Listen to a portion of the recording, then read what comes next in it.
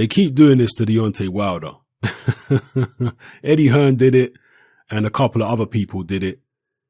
And that is to walk down the street in an American city and ask random pedestrians, random passers-by, if they know who Deontay Wilder is.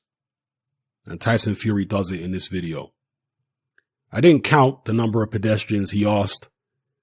Fury said he was about 20, and out of the 20, only 2 of them knew who Wilder was. Now that is disturbing, given the fact that this fight is in LA. They're walking around the streets of LA. I have to imagine there's going to be posters up everywhere advertising the fight.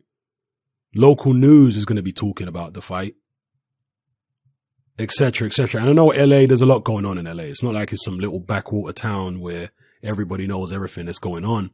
But this is America's heavyweight champion. This is a guy who's been heavyweight champion for several years. You reckon you could go back to 88 and have a Mike Tyson fight take place in LA without the whole town knowing about it? Hell no. Everybody would have known about it. But here we are, 2018, 30 years later. Nobody knows Deontay Wilder when he's fighting in LA. Struggling to sell tickets, sadly. You know, I do shake my head at fans on both sides. Fans, and when I mean both sides, I'm talking about fans who support this fight and fans on the other side who are mainly Joshua fans.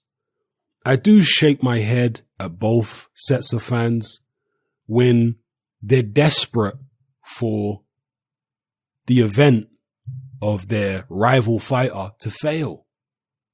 I'm so disappointed by that because there are Joshua fans who are laughing and mocking and they're so happy that this Wilder Fury fight is not selling well.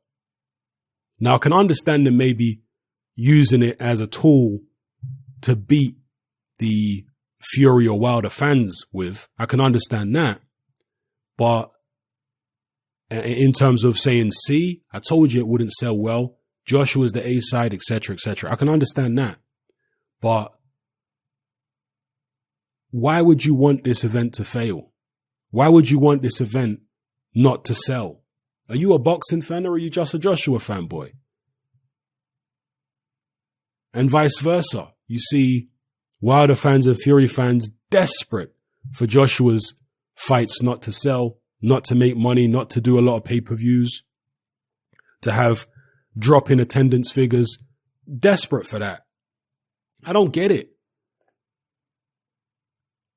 Is there no boxing fans among you? Are you all just fanboys? I want everybody to do well. You know, the only time when I might be, in fact, let me not even say that.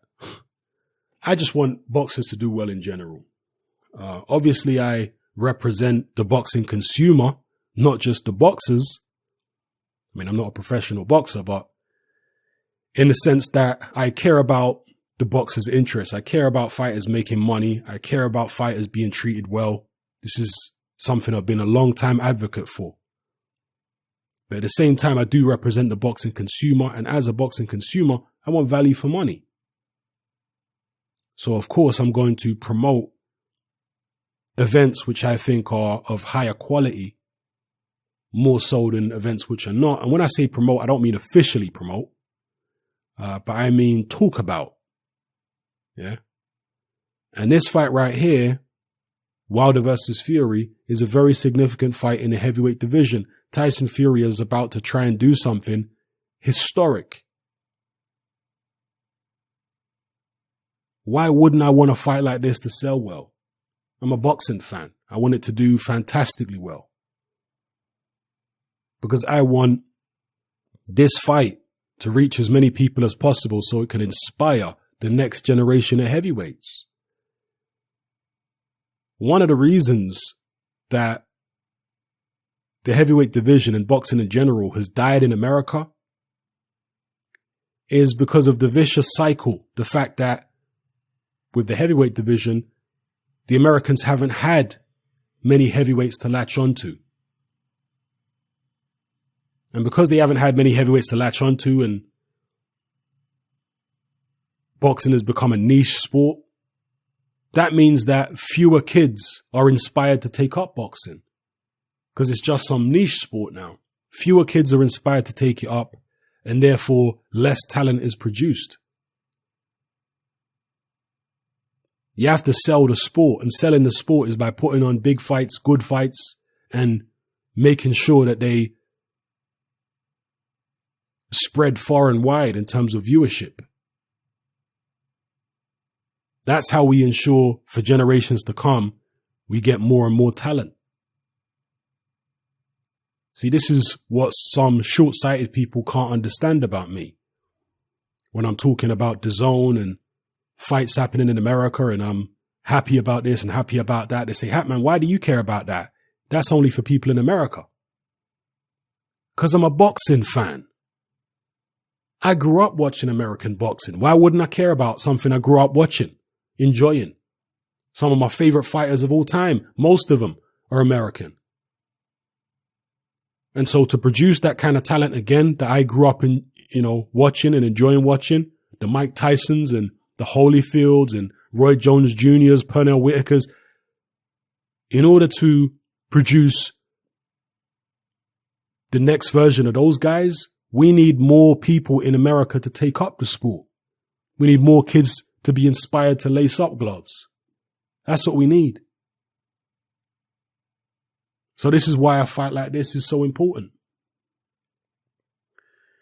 Let's hope the ticket sales for the arena don't reflect the pay-per-view sales. Let's hope that this is a pay-per-view culture and that it's easier to sell people a pay-per-view than it is to sell them a ticket to the actual fight. Pay-per-view is generally cheaper, so perhaps that's what it will be. But I don't want to talk too much about geopolitics or anything like that here. I'll save that for my Patreon. But Tyson Fury, in one of his interviews this week, talked about the poverty that he's seen in LA. Talked about the fact that he has seen tent cities, not even tent cities, but people sleeping on the street without even a blanket to cover them. Dozens and dozens and dozens of people in certain areas of LA just sleeping out in the open with nothing. And he said it's like a third world country. They don't show you it on the TV in the UK, but when you go to the United States, you see this kind of thing. And that's why I tell a lot of people who have never been there and never seen the poverty in the United States. There is poverty in America, which is borderline third world. Yeah, you will see that there.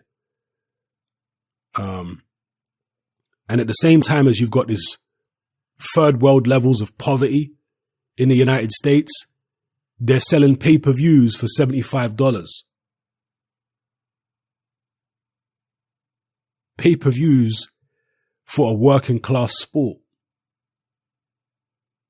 This isn't horse racing. It's not equestrian. You understand? This is boxing. This is a sport that came from the gutter, that was started by gangs.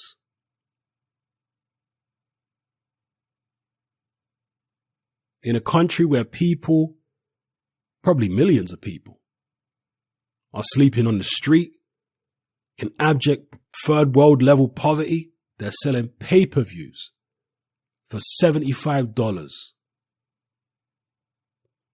What does that say? Anyway, I'll get into that on Patreon. I don't want to say too much here. Let me know what you guys think in the comment section below about everything I've discussed in this video. It's happening, I'm out. Join me on Patreon. I upload a minimum of 2 podcasts every single week, covering a wide variety of controversial topics, as well as live stream Q&A sessions. Take a look on screen right now at some of the podcasts I've produced so far. For just $3 a month, the equivalent of about £2 a month, you get access to all my new podcasts and my entire back catalogue of past podcasts, including my popular Confessions of a Nightclub Bouncer series. You can listen on your computer or on your smartphone or tablet by downloading the Patreon app from the Google Play Store or the App Store for free. The Patreon app also allows you to download each podcast in MP3. For less than the price of a cup of coffee, you get access to dozens of hours of exclusive content. It's easy to sign up, there's no contract, and you can cancel at any time. So come and join our community of free and critical thinkers by signing up with me here on Patreon today.